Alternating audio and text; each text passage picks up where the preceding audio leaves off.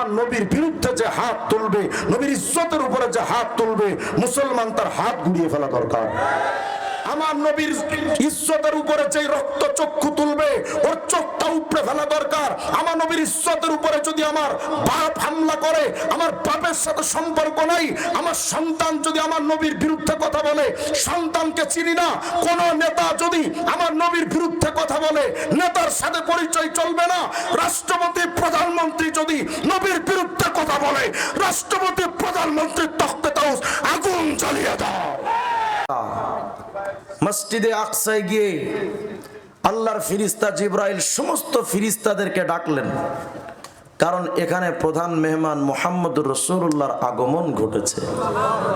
সমস্ত ফেরেশতাদেরকে ডাকলেন। ওয়ানাজালাত মিনাস সামা, আসমান থেকে সকল ফেরেশতার আগমন হলো।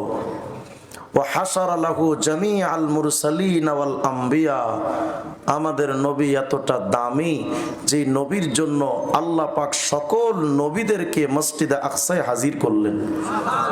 সুবহানাল্লাহ, আসতে বলেন আপনারা। ফারাফান নাবিয়্যু আন নাবিয়্যিন মিন বাইনি কাইমিন ওয়া রাকিন ওয়া সাজিদ, আল্লাহ রসুল তাকিয়ে দেখলেন কোন নবী দাঁড়িয়ে নামাজ আদায় করছেন, কেউ রুকুতে আছেন, কেউ সিজদায় আছেন। আল্লাহ রসুল সকলকে তাকায় দেখলেন উনি আদম, উনি নূহ, উনি হুদ, উনি ইব্রাহিম, উনি ইসমাইল, নবী আলাইহিস সালাম সকলকে চিনতে পারলেন। ফাআযানা মুআযযিন ওয়া উকিমাতিস সালাহ, এবার একজন ব্যক্তি আজান দিলেন মসজিদে আকসায়। শুনতেছি ভাইরা, মনোযোগ দেন। নবীরে তো চিনেন না, চিনেন বঙ্গবন্ধুরে। নবীরে তো চিনেন না, চিনেন জিয়ারে। নবীরে চিনেন না, কালমাস মাওসে তুম অমুক তমুকরে চিনেন। তো চলেন না উম্মতে মুহাম্মদি কাকে চেনা দরকার। মনে রাখবেন এ কথা, তুমি যাদেরকে চেনো সেই নেতারা বিপদে পড়লে হেলিকপ্টারে গিয়ে উঠে ইন্ডিয়া হাজির, তোমার খবর নেবে না। কিন্তু যেখানেই বিপদ সেখানেই নবী মুহাম্মদ রাসূলুল্লাহ। সেই নবীরে তুমি চিনো না, তুমি শরীরে কোট লাগাও কার? মুজিবের কোট। মুহাম্মদের পোশাক তোমার পছন্দ হয় না, তুমি বাঙালি হই বিদেশি প্রভুদের মতো দাড়ির কাটিং করো, তোমার চুলের মধ্যে কাটিং করো মেসি আর নেইমারের মতো, তুমি সাজসজ্জায় নায়ক নায়িকাদেরকে ফলো করো। অথচ তুমি উম্মতে মুহাম্মদ হিসেবে তোমার আগে ভেতরের মধ্যে রাখার দরকার ছিল মুহাম্মদ রাসূলুল্লাহর মতো চুল কাটবো, মুহাম্মদের মতো টুপি মাথায় দিব, মুহাম্মদের মতো পোশাক পরবো। হায় আফসোস এই বাঙালি জাতির উপরে, তারা আজকে মুজিব সেনা দাবি করে, জিয়ার সৈনিক দাবি করে, নবী প্রেমিক দাবি করতে পারে না। জিয়ার বিরুদ্ধে কথা বললে তার বিরুদ্ধে তারা অ্যাকশনে যেতে পারে, মুজিবের বিরুদ্ধে কথা বললে তার বিপক্ষে তারা ময়দানে ঝাঁপিয়ে পড়তে পারে। মুহাম্মদ রাসূলুল্লাহর উম্মতেরা নবীর বিরুদ্ধে যদি কেউ কটূক্তি করে তার বিরুদ্ধে ময়দানে নামে না। তোমার চাইতে বড় বাটপার আর হতেই পারে না। আজকে থেকে আমাদের ফিকির হওয়া দরকার। জিয়া চিনি না, মুজিব চিনি না, এরশাদ কাকা চিনি না, মুহাম্মদের বিরুদ্ধে যদি কোনো কুলাঙ্গার কথা বলে, সরকার যদি তার কোনো ব্যবস্থা না নেয়, মুসলমানরা তার জীবন্ত পুঁতে ফেলবে। এমন প্রস্তুতি নিতে হবে। নবী ছাড়া আমরা কিচ্ছু বুঝি না, তবে আমরা নবীকে তো চিনি না। কোন নবী? এজন্য আমি আজকে আপনাদেরকে নবীকে চিনাতে আসছি। অনেক বক্তারা তারা আলোচনা করবেন, আমি শুধু আপনাদেরকে আমাদের নবীকে চিনাই। কোন সে নবী? আজকে তুমি দাড়ি রাখলে তুমি লজ্জা পাও, মুহাম্মদের উম্মত হলে দাড়ি রাখা তোমার সম্মানের ব্যাপার ছিল। কিছু মানুষ আজকে বলে হুজুর দাড়ি রাখলে তো রুচিহীন লাগে, মনে হয় যেন চাচা চাচা ভাব। রসুলকে আল্লাহ সবচেয়ে বেশি ভালোবাসেন। প্রিয় হাবিবকে কিভাবে সাজালে সুন্দর দেখা যাবে, প্রেমিকারে কোন পোশাক পরালে প্রেমিকাকে সুন্দর দেখা যাবে, এটা প্রেমিক ভালো বুঝে। নবীকে আল্লাহ সবচেয়ে বেশি ভালো বুঝেন, নবীকে আল্লাহ সবচেয়ে বেশি ভালোবাসেন। সেই নবীকে কি কি দিলে মুহাম্মদকে সুন্দর লাগবে, এটা আল্লাহ কম বুঝেন না বেশি বুঝেন? সুতরাং ওই আল্লাহ যেহেতু নবীর মুখে দাড়ি দিয়েছেন, তাহলে প্রমাণ হয়েছে দাড়ি পুরুষের সৌন্দর্য। যাদের কাছে দাড়ি রুচিহীন লাগে ওদের রুচিতে পচন ধরেছে। এই রুচি পরিবর্তনের জন্য ট্রিটমেন্ট করা দরকার। চলেন না আমি আপনাকে নবীকে চিনাই। কোন সে নবী আমরা পেলাম? আগের জামানার নবীর উম্মতরা হাজার হাজার বছর বেঁচে থাকলো, তারা যতটুকু পাচ্ছে না, এই উম্মতে মুহাম্মাদি মাত্র বাঁচবে 50-60 বছর, কিন্তু তাদের প্রাপ্তিটা কত, কি পেলাম আমরা নবীকে পেয়ে। জিবরিল আমিন বলেন সমস্ত ফিরিস্তাদেরকে ডাকা হলো, নবীদেরকে ডাকা হলো মসজিদে আকসায়, সবাই হাজির। নবীজি সবাইকে চিনতে পারলেন। ফাআযানা মুআযযিন ওয়া উকিমাতিস সালাহ, আযান হয়ে গেল, ইকামত হয়ে গেল। ফাকামু সুফুফা, সমস্ত নবীরা দাঁড়িয়ে গেলেন কাতারবন্দি হয়ে, দাঁড়িয়ে গেলেন ফিরিস্তাকুল কাতারবন্দি হয়ে। ইয়ানতাজিরুনা মাইয়া উম্মুহুম, সবাই অপেক্ষায় ছিলেন ইমামতি করবে কে। আজকের এই জামাত, আজকের নামাজের জামাত তো সাধারণ কোন জামাত নয়। এই জামাতের মুসল্লি কারা? সমস্ত নবীরা। এই কাতারে মুসল্লি কারা? সমস্ত ফিরিস্তারা। এত দামি মজমাই, ইমামতি করবে কে? ইয়ানতাজিরুনা মাইয়া উম্মুহুম, সবাই অপেক্ষায় কে ইমামতি করবে। কিতাবের মধ্যে আসছে ফাআখাযা বিয়াদিহি সাল্লাল্লাহু আলাইহি ওয়াসাল্লাম ফাকাদ্দামা, জিবরিল আমিন এসে নবী মুহাম্মদের হাতটা ধরে বললেন, নবী আজকের ফিরিস্তাদের জামাতে, নবীদের জামাতে ইমামতি করার যোগ্যতা আদমের হয় নাই, ইব্রাহিমের হয় নাই, নূহ আলাইহিস সালামের হয় নাই, ঈসা মুসার হয় নাই। মুহাম্মদ আজকে ফিরিস্তা এবং নবীদের জামাতের ইমামতি করবা তুমি, মুহাম্মদ রাসূলুল্লাহ। একজন নবী আল্লাহ আমাদেরকে দিলেন, যেই নবী সমস্ত ফিরিস্তাদের ইমাম, যেই নবী সমস্ত নবীদের ইমাম। আরে ভাই, এটা তো শুধু দুনিয়ার কথা। সহিহ বুখারী খুললেন না, 2496 নম্বর হাদিস। আমার নবী বলেন ফাআকুনু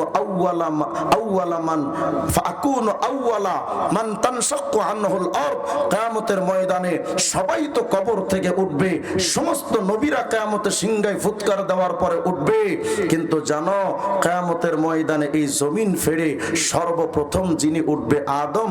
আরে না না, মুসা ঈসা, আরে না, হতে পারে না, ইব্রাহিম ইসমাইল, না, তাও না। এই জমিন ফেরে কিয়ামতে সর্বপ্রথম যিনি উঠবেন তিনি আপনার আমার নবী মুহাম্মদ রাসূলুল্লাহ। জামে তিরমিজি খুলেন না, আল্লাহ রাসূল আলাইহিস সালাম বলেন, আরে জানো কিয়ামতের ময়দানে সমস্ত বাদশারা হাজির, সমস্ত নেতারা হাজির, সমস্ত পীরেরা হাজির, সমস্ত আউলিয়ারা হাজির, গাউস কুতুব সবাই হাজির, কে আব্দুল কাদের জিলানী, কে শাহজালাল ইয়ামানি, সবাই তো কিয়ামতের ময়দানে হাজির, বড় বড় রাষ্ট্রপ্রধানরাও হাজির।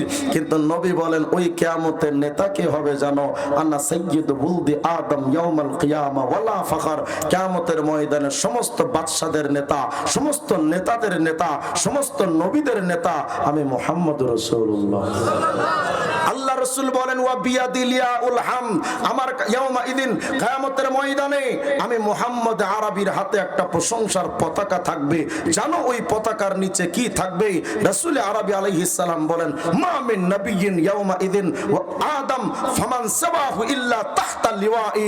ওই কিয়ামতের ময়দানে ওই পতাকার নিচে আমি মুহাম্মদ পতাকা উড্ডীন করে ধরবো, প্রশংসার পতাকা, আর আমার পতাকার নিচে সমস্ত নবীরা দাঁড়িয়ে যাবে। কি এমন এক দামি নবী আল্লাহ পাক আমাকে আপনাকে দিলেন। জামি তিরমিজির হাদিস, রাসূল কারীম বলেন আমি তো সেই ব্যক্তি সর্বপ্রথম যে জান্নাতের দরজায় কড়া নাড়ব, আমি তো সেই ব্যক্তি যে সর্বপ্রথম জান্নাতে প্রবেশ করব। আনা আউয়ালু শাফিন, আমি কিয়ামতের ময়দানে সর্বপ্রথম সুপারিশ করব। আউয়ালু মুশাফফা, কিয়ামতের ময়দানে সর্বপ্রথম আমি মুহাম্মদের সুপারিশকে কিয়ামতের ময়দানে আল্লাহ পাক কবুল করবে। দুনিয়ার মানুষ কোন নবী আপনি আমি পেলাম? আরে কোরআন শরীফ খুলেন না, শুরু থেকে নিয়ে শেষ পর্যন্ত সূরা ফাতিহা থেকে নিয়ে নাস পর্যন্ত পুরো কোরআন শরীফ খুঁজেন। সমস্ত নবীদেরকে আল্লাহ ডাকলেন এক সিস্টেমে, আমাদের নবীকে আল্লাহ ডাকলেন ভিন্ন সিস্টেমে। অন্য নবীদের সম্মান আল্লাহ দিলেন একভাবে, আমাদের নবীকে সম্মান দিলেন আল্লাহ পাক স্পেশাল ভাবে। কোরআনে কারীমের দিকে তাকান না, আদমকেও আল্লাহ ডেকেছেন, ইব্রাহিমকেও আল্লাহ ডেকেছেন, মুসা ঈসাকেও আল্লাহ ডেকেছেন, কিন্তু সবার সাথে ডাকার স্টাইলটা একরকম। আল্লাহ কোথাও বললেন ইয়া আদম উসকুন আনতা ওয়া যাওজুকাল জান্নাহ, কোথাও ডাকলেন ইয়া নূহ ইহবিত বিসালামিন মিন্না ওয়া বারাকাতিন আলাইক, কোথাও ডাকলেন ইয়া ইব্রাহিম ক্বাদ সাদ্দাকতার রুইয়া, কোথাও ডাকলেন ইয়া ইয়াহইয়া খুযিল কিতাবা বিকুওয়া, কোথাও ডাকলেন ইয়া যাকারিয়া ইন্না নুবাশশিরুকা বিগুলামিন ইসমুহু ইয়াহইয়া, কোথাও ডাকলেন ইয়া দাউদ ইন্না জাআলনাকা খলিফাতান ফিল আরদ ফাহকুম বাইনান নাস বিল হাক্কি ওয়ালা তাত্তাবি'ল হাওয়া। কোথাও ডাকলেন ওয়ামা তিলকা বিয়ামিনিকা ইয়া মূসা। কোথাও ডাকলেন ইয়া ঈসা ইন্নী মুতাওয়াফফিকা ওয়া রাফিউকা ইলাইয়া। সমস্ত নবীদেরকে আল্লাহ ডেকেছেন ইয়া আদম, ইয়া নূহ, ইয়া ইব্রাহিম, ইয়া ইয়াহইয়া, ইয়া জাকারিয়া, ইয়া দাউদ, ইয়া মূসা, ইয়া ঈসা। আমাদের নবীকে আল্লাহ কোথাও ডাকেননি ইয়া মুহাম্মদ, ডেকেছেন ইয়া আইয়ুহান নবী হাসবুকাল্লাহ। কোথাও ডাকলেন ইয়া আইয়ুহার রাসূল বাল্লিগ মা উনজিলা ইলাইকা মির রাব্বিক।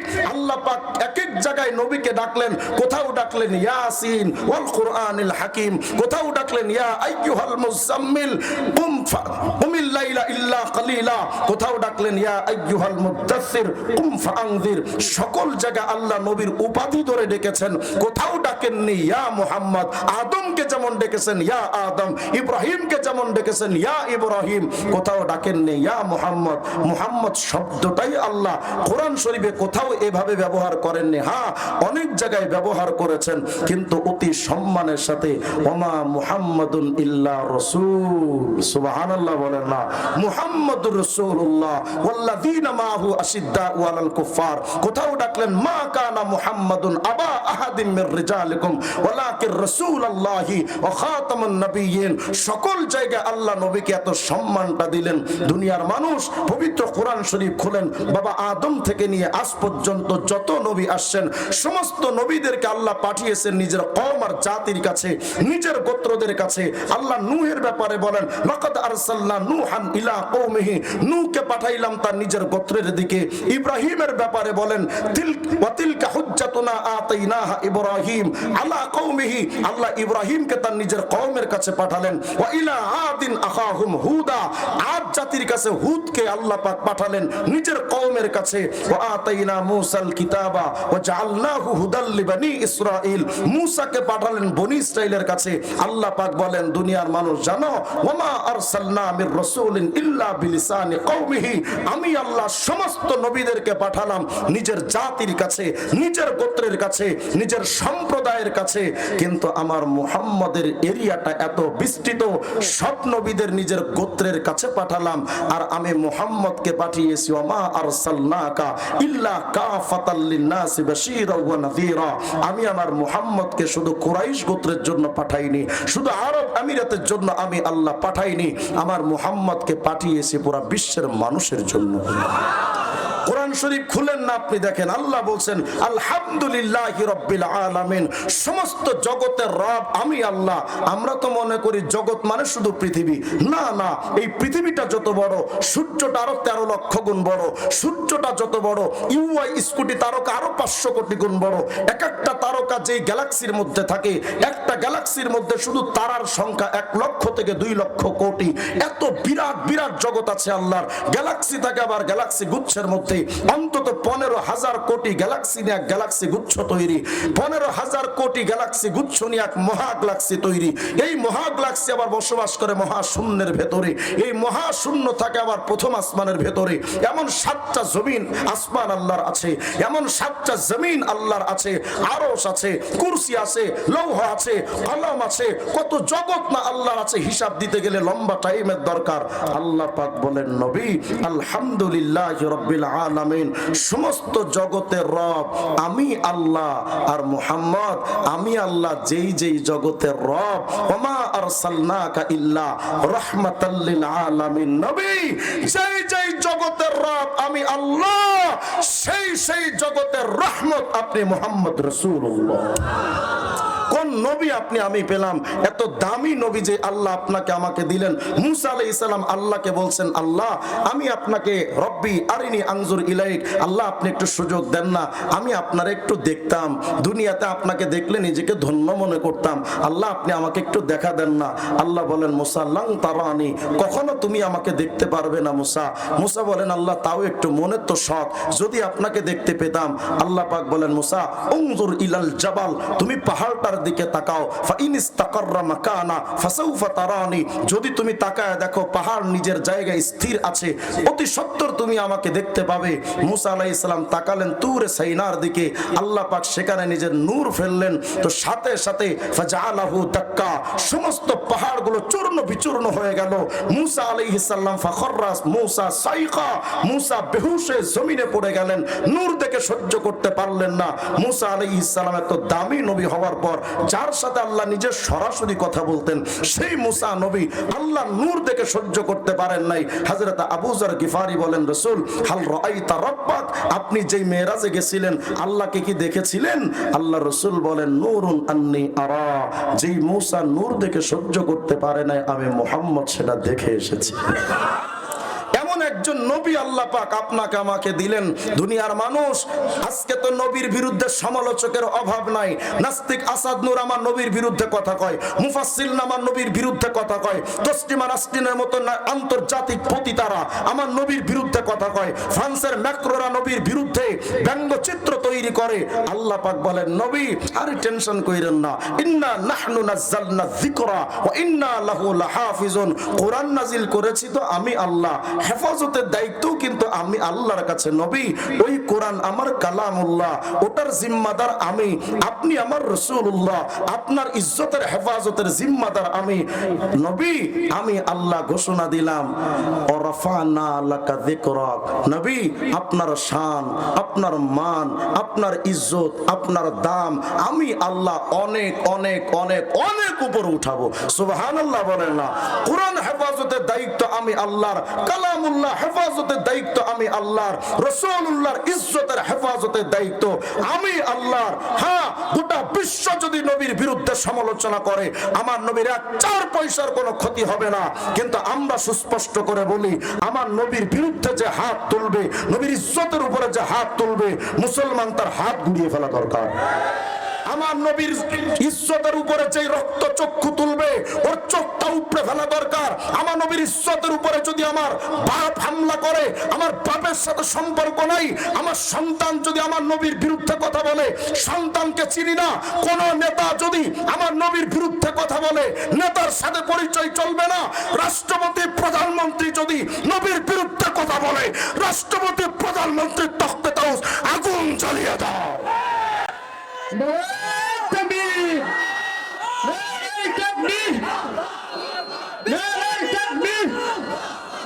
ইসলামের শত্রুরা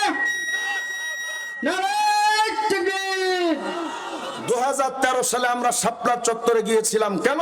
কোন সরকারকে উত্থান করা, কোন সরকারকে পতন করা হেফাজতের মূল টার্গেট ছিল না। টার্গেট ছিল